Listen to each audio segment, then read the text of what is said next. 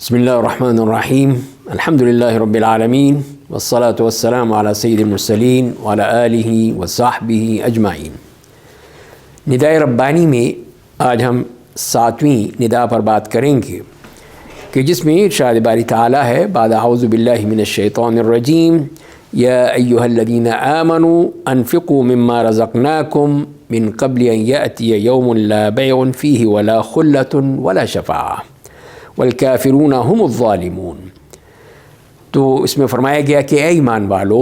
اے وہ لوگو جو ایمان لائے ہو، خرچ کرو جو ہم نے تمہیں رزق دیا ہے، اس میں سے خرچ کرو، اس سے پہلے کہ وہ دن آ جائے جس میں نہ کوئی بیع ہے، یعنی کوئی لین دین کی بات ہی نہیں ہے، ولا خلۃ، نہ کوئی دوستی ہے، ولا شفاعت، نہ کوئی سفارش ہے،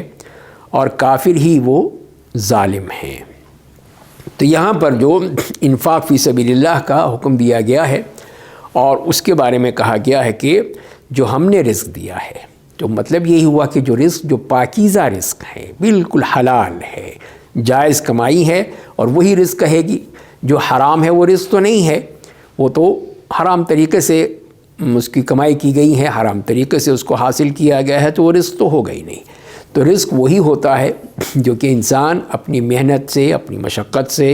اور اپنے عمل کا معاوضہ لیتا ہے اور صحیح طریقے سے اس کا مستحق ہوتا ہے، تو وہ چیز جو ہے وہ اس کے لیے حلال ہے، پاکیزہ ہے، اور اس کی جائز کمائی ہے۔ تو لہذا اس میں سے خرچ کرنا، وہ اس کا حکم دیا گیا ہے۔ تو یہ انفاق جو ہے، ایک تو وہ انفاق ہوتا ہے جو کہ ہم پر فرض ہے، وہ زکوٰۃ کی صورت میں ہوتا ہے کہ جس کے پاس وہ نصاب موجود ہے، چاہے وہ مال کی صورت میں ہو، چاہے وہ جنس کی صورت میں ہو، اجناس جو ہیں ان کی صورت میں ہو، چاہے جانوروں کی صورت میں ہو، سونا چاندی ہے، یہ تمام چیزیں جو ہیں یہ وہ چیزیں ہیں کہ جس کی ہمیں زکوٰۃ دینی ہوتی ہے۔ تو وہ تو فرض ہے، جو نہیں دے گا اس کے لیے سخت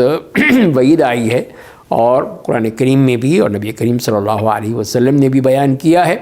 کہ اس کا بہت برا حشر ہوگا قیامت کے دن۔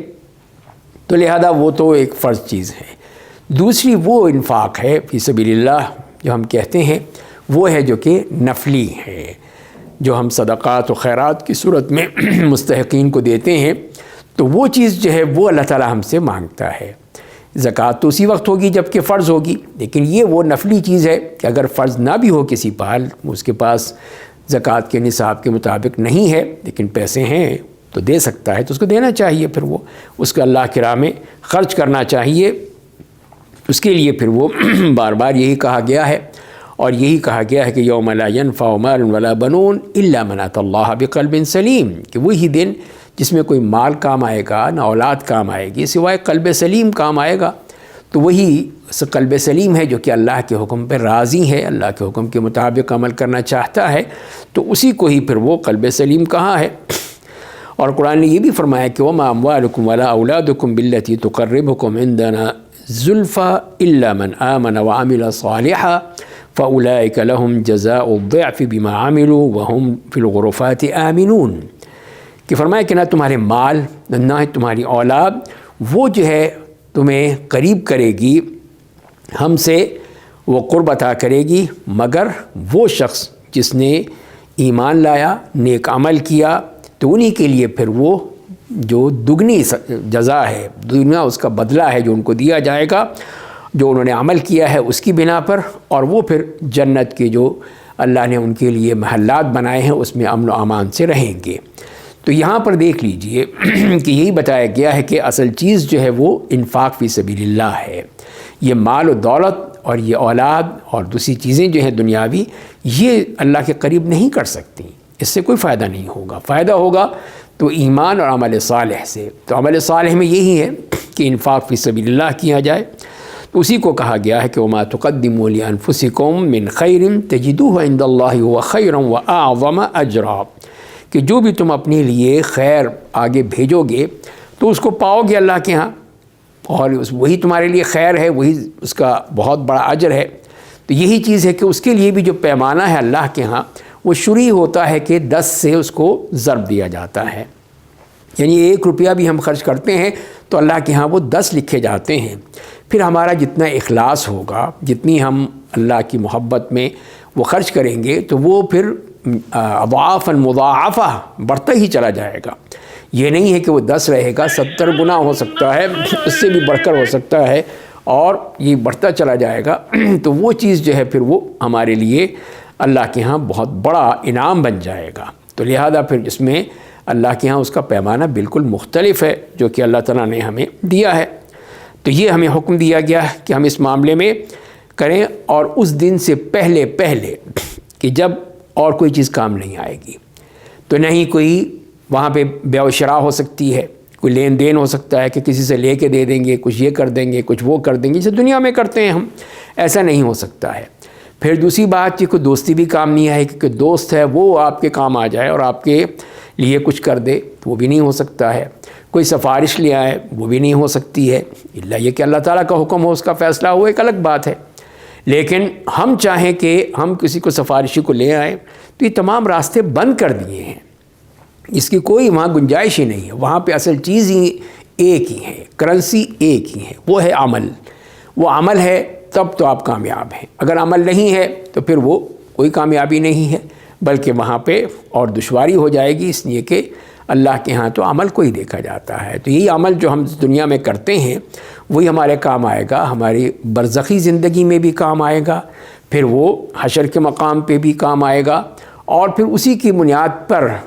داخلہ تو ہم اللہ کے حکم سے ہوں گے، اس کی رحمت سے ہوں گے، لیکن وہاں پر آگے جا کے جنت میں اعمال کی بنیاد پہ درجات بھی اللہ تعالیٰ ہمیں اس میں تقسیم کر دے گا. تو لہذا پھر یہی چیز ہے جو ہمارے کام آنے والی ہے. اور کوئی چیز ہم توقع رکھیں کہ اس سے کر لیں گے، اس سے کر لیں گے، نہیں، ایسا نہیں ہو سکتا ہے. تو اسی لیے پھر یہ کہا گیا ہے کہ اس دن سے پہلے کر لو، ورنہ پھر کوئی چیز کام نہیں آئے گی، نہ تمہاری قبر میں کام آئے گی، نہ تمہارے آخرت میں کام آئے گی. اس لیے کہ اور کیا لاؤ گے، پیسے کا کام ہے ہی نہیں وہاں پہ،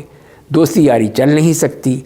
سفارش یا شفاعت کا معاملہ ہی الگ ہے. تو لہذا پھر اصل چیز یہی آ گئی کہ وہ عمل کرنا ہے. اور یہاں پہ جو حکم دیا ہے کہ انفاق فی سبیل اللہ کا، تو وہ ہمیں کرنا چاہیے تاکہ ہم اس کے مطابق اللہ تعالیٰ کو راضی کر سکیں. تو اس سے بات یہی معلوم ہوئی اس آیت سے کہ ہمیں اس غفلت سے بچنا چاہیے، اور جو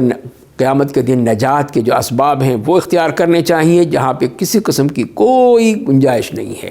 نہ کوئی فدیہ دے سکتے ہیں، نہ دوستی کام آ سکتی ہے، نہ کوئی سفارش کام آ سکتی ہے، کوئی چیز کام آ ہی نہیں سکتی ہے. تو پھر عمل ہے، تو ایمان اور عمل صالح وہ لے کر جائیں گے تو کام آئے گا. نمبر 2 یہ ہے کہ اس میں زکوٰۃ بھی شامل ہو گئی، کہ زکوٰۃ جو فرض ہے وہ بھی ہم نے دینی ہے، اور اس کے ساتھ ساتھ جو ہم نفلی طور پر خرچ کر سکتے ہیں وہ ہمیں خرچ کرنا چاہیے. اور تیسری بات جو ہے کہ اللہ تعالیٰ کی نعمتوں کا ہمیں احساس ہونا چاہیے کہ اللہ نے کتنی بڑی نعمتیں دی ہیں.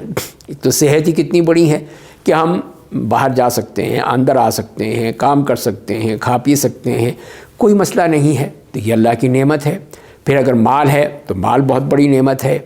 پھر اس کے ساتھ ساتھ آسانیاں ہیں، آسائشیں ہیں، وہ سب چیزیں اللہ کی نعمتیں ہیں. تو لہذا پھر ہمیں اس کا شکر ادا کرنا چاہیے، اور اسی شکر کا ایک نتیجہ یہی ہے، ایک اس کا تقاضا یہی ہے کہ اس میں سے پھر ہم دوسروں کو بھی اس کی مدد کریں، جو مستحقین ہیں ان کو بھی دیں. تو لہذا پھر یہ جو بھی ہم کریں گے وہ اللہ کے ہاں ہماری طرف سے جمع ہوتا چلا جائے گا. وَمَا أَنفَقْتُم مِّن شَيْءٍ فَهُوَ يُخْلِفُهُ، کہ جو بھی تم خرچ کرو گے، جو بھی، یہ نہیں کہا کہ تم یہ کرو اور بڑوں اور ہزاروں لاکھوں کروڑوں اور اربوں کھربوں کرو، نہیں، جو بھی کرو گے تو وہ سب اس کا فائدہ ہوگا، تمہیں اس کا بہترین بدلہ ملے گا. اور یہ بھی بتا دیا کہ قیامت کے دن یہ تمام جو ہم دنیاوی اسباب کرتے ہیں وہ سب ختم ہو جائیں گے، وہ نہیں باقی رہیں گے. وہ طریقے جو ہم استعمال کرتے ہیں وہ باقی نہیں رہیں گے، بلکہ وہی ہوگا جو اللہ نے کہا ہے کہ ایمان اور عمل صالح. تو لہذا پھر ان لوگوں کے بارے میں صاف کہہ دیا کہ جو کہ اللہ کے ان نعمتوں کا انکار کرتے ہیں، نہیں مانتے ہیں، ان کے لیے صاف کہہ دیا کہ والکافرون هم الظالمون، ان کے لیے ہی کہ ظالم ہیں، جو کہ اس طرح ظلم کرتے ہیں کہ اللہ کی بات نہیں مانتے، اپنی نعمتوں کا شکر ادا نہیں کرتے جو اللہ کی نعمتیں ہیں، بلکہ اپنی مرضی کرتے ہیں، اور جس طرح چاہے کر دیا، اور دیتے ہوئے اس طرح کے ریاکاری کے ساتھ، دکھاوے کے ساتھ، لوگوں کو جتانے کے لیے، بتانے کے لیے، تو وہ چیزیں بھی اللہ کے ہاں کوئی قیمت نہیں رکھتی ہیں. تو تو لہذا ایک مسلمان کے لیے چاہیے کہ وہ اگر اپنی نجات چاہتا ہے آخرت میں تو اس کو پھر وہ اپنے ایمان اور عمل صالح کے ساتھ عمل کرے تو وہی اس کے کام آئے گا۔ اللہ تعالی ہمیں صحیح معنی میں عمل کرنے کی توفیق عطا فرمائے۔